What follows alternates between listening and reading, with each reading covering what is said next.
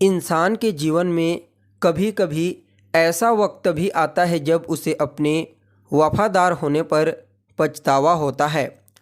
नमस्कार दोस्तों, मैं ज्योतिष आचार्य वासुदेव मिश्रा आपका अपने चैनल भविष्यवाणी पावर ऑफ द लॉर्ड में हार्दिक स्वागत करता हूं। दोस्तों, आज के इस ज्योतिष के कार्यक्रम में 10 ऐसे सूत्रों के बारे में जानेंगे जिन्हें आप किसी की भी कुंडली में बड़ी आसानी और सहजता के साथ लागू कर सकते हैं। अगर आप इन सूत्रों को किसी की कुंडली में लागू करते हैं और वहां पर ये सूत्र आपको घटित होता हुआ दिखाई देता है तो बिल्कुल ऐसा ही परिणाम आपको देखने को मिलेगा जैसा आज के इस ज्योतिष के कार्यक्रम में आपको सूत्रों के माध्यम से बताएंगे। तो चलिए फिर बिना विलंब किए एक एक करके उन सूत्रों को जान लेते हैं।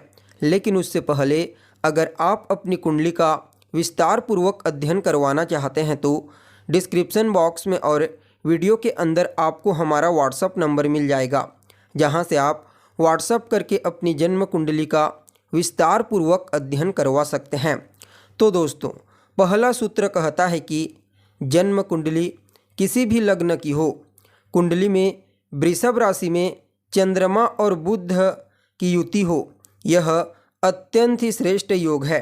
ऐसा जातक 40 वर्ष की अवस्था प्राप्त करते करते बेहद धनवान बन जाता है और उससे भी ज़्यादा इस योग का प्रभाव इस तरह से मिलता है कि ऐसा जातक भूमिपति बनता है, अर्थात ऐसे जातक के पास जमीन बड़ी मात्रा में होती है। अगर दूसरे सूत्र के बारे में बात की जाए तो जन्म कुंडली किसी भी लग्न की हो, कुंडली में अष्टम भाव में लग्न का स्वामी यदि राहु और केतु से युक्त हो तो ऐसा जातक अपने जीवन काल में ठगी का, धोखे का शिकार अवश्य बन जाता है। सबसे पहले तो ऐसे जातक को हर किसी के ऊपर आंख बंद करके भरोसा नहीं करना चाहिए। अपनी गुप्त बात हर किसी से शेयर ना करें और मंगलवार को हनुमान जी को यज्ञोपवीत अर्पित करें, इससे अवश्य लाभ मिलेगा।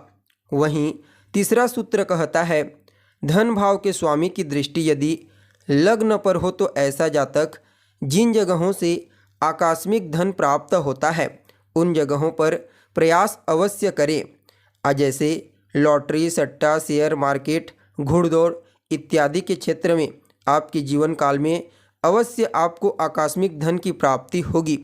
अगर चौथे सूत्र के बारे में बात की जाए तो जन्म कुंडली में चतुर्थ भाव, दसम भाव और नवम भाव के स्वामी या तो कुंडली में अपने ही भाव में हो अथवा केंद्र में हो अथवा देवगुरु बृहस्पति की दृष्टि कुंडली के 12वें भाव में हो अथवा नवम भाव का स्वामी स्वगृही उच्च का हो और ऐसी स्थिति में वह किसी शुभ ग्रह से दृश्य हो तो ऐसा जातक का जीवन बेहद ही ज़्यादा शानदार होता है।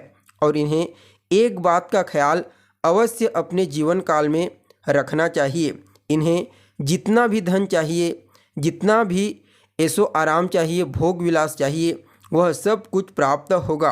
अपनी आमदनी का एक छोटा सा हिस्सा बीच बीच में दान करते रहें। अगर ऐसा करते हैं तो जीवन में कभी धन की कमी महसूस नहीं होगी। वहीं पांचवा सूत्र कहता है जन्म कुंडली में दसम भाव का स्वामी यदि शनि, राहु अथवा केतु के साथ हो कुंडली के किसी भी भाव में तो ऐसा जातक अपने जीवन काल में खूब धन अर्जित करता है और धन अर्जित करने के लिए वह सभी तरह के कार्य को करता है, यानी कि अच्छे बुरे सभी कार्य।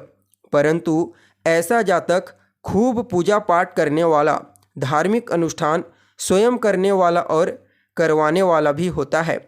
और मैं आपको बता दूं, ऐसे जातकों को उसके जीवन काल में धन उसके अच्छे कार्यों की अपेक्षा बुरे कार्यों से ज़्यादा प्राप्त होती है। अगर छठे सूत्र के बारे में बात की जाए तो जन्म कुंडली में चंद्रमा से दूसरे भाव में मंगल और 12वें भाव में बुध हो तो ऐसा जातक बेहद ही ज़्यादा धनवान, अति चतुर, गुणवान परंतु लोभी और झूठ बोलने वाला होता है। ऐसा जातक अपने कुल का प्रधान होता है। ऐसा जातक यदि भैरव जी की आराधना करे तो उसे जीवन में विशेष लाभ होगा और ऐसे जातक की जो वृद्धि है यानी कि विकास जो है वह दिन दुगुनी रात चौगुनी होने लगेगी।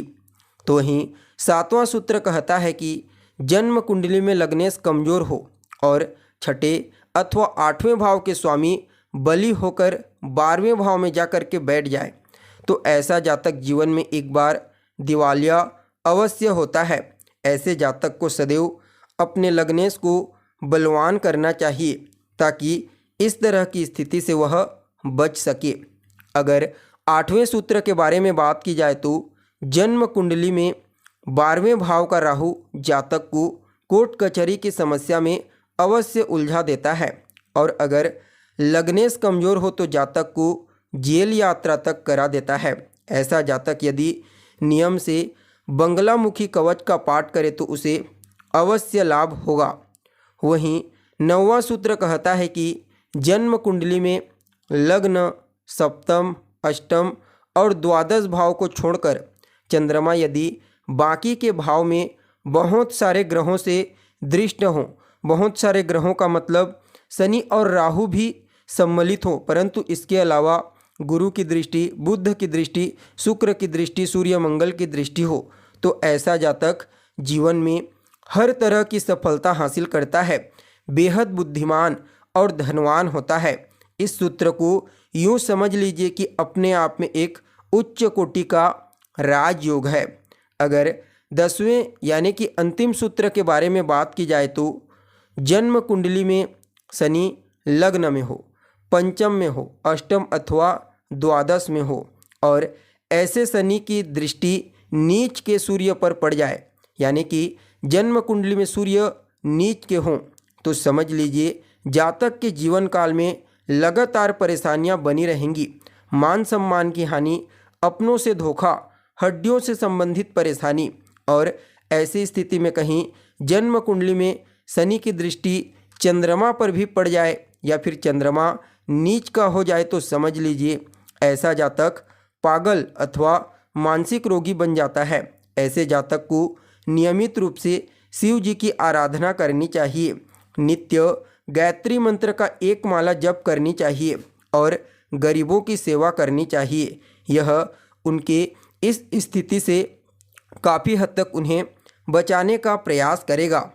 इस प्रकार से आज के इस खास एपिसोड में हमने 10 सूत्रों के बारे में बड़ी स्पष्टता और गहनता के साथ जाना। इन सूत्रों को आप किसी की भी कुंडली में लागू करके देख सकते हैं, आपको बिल्कुल ऐसा ही परिणाम देखने को मिलेगा जैसा एपिसोड में आपको बताया गया है।